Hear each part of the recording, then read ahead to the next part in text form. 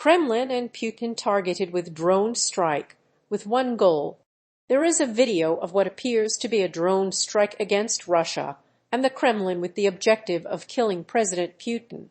This drone strike doesn't appear to be successful, but it does bring up questions of how far someone can go into your country and attack you. Drones near the Kremlin.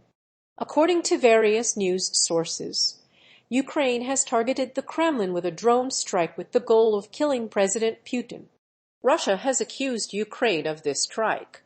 Russian officials said Putin was not injured and that the two drones were shot down. The Kremlin said it reserves the right to retaliate, according to Russia's TASS media outlet. What's interesting is that Russia is already invading Ukraine, so where does the retaliation come from? Put not at Kremlin.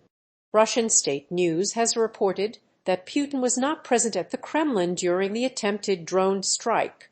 The two unmanned aerial vehicle drones were intercepted by air defense and didn't cause any damage or harm. According to Kremlin spokesman, President Putin's working schedule has not been affected and will continue as usual. Legitimate attack. There are those that are saying if this is an attack on President Putin's life, that this is a bad idea and putting Putin's life in danger could lead to a nuclear escalation by Russia.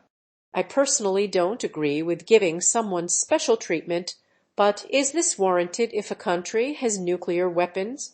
It seems like Putin is being treated like a bully, except instead of punching him in the nose, he is being given special treatment. Either way, the use of nuclear weapons would be a bad idea by anyone.